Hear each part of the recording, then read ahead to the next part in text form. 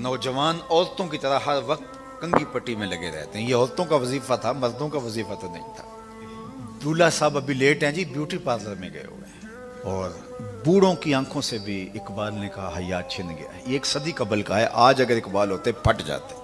उनकी जो औरतें हैं वो अपनी ही जुल्फों की खुद असीर हो गई हैं। और आगे चल के कहा माओं के पेटों से ये कौम के जो आने वाले बच्चे हैं वो भी मुर्दा पैदा हो रहे हैं। ये कौम के ऊपर बोझ बन रहे हैं। कौम बने, अफराद हों।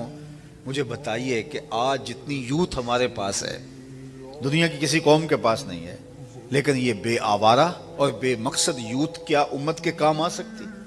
जो सारी रात मोबाइल से लगी रहे और जिसकी फजर की नमाज भी नसीब ना हो, तो वो उम्मत बेदार कैसे होगी? जो फजर के लिए बेदार नहीं हो सकती वो उम्मत बनने के लिए किस तरह बेदार होगी?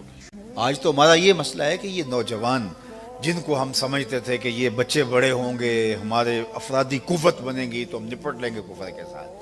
वो क्या किसी ने कहा था, अमीर शहर से हिसाब लेंगे पाई पाई का, गरीब शहर के बच्चे जवान तो होने दो।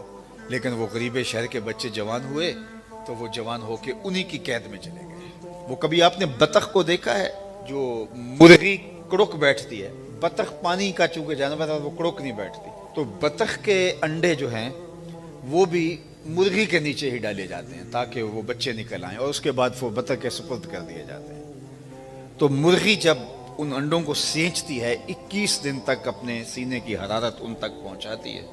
तो फिर जब अंडे फटते हैं, टूटते हैं, तो फिर बतख के अंडों से बतख के बच्चे निकलते हैं और मुर्गी के अंडों से मुर्गी के बच्चे निकलते हैं। और मुर्गी समझती होती है कि ये सारे मेरे ही हैं। एक आध दिन तो वो उनको लेके घर के चार दीवारी के अंदर ही फिरती घूमती रहती है। लेकिन जब बच्चों के थोड़े पर पुर्जे निकलने लगते हैं तो वो घर से निकलते हैं तो आगे छप्पड़ आ जाता है। तो छप्पड़ आता है तो सारे बतख के बच्चे छप्पड़ में छलांगे लगा जाते हैं। मुर्गी वहां कुट कुट करती रह जाती है, मेरे साथ क्या हुआ?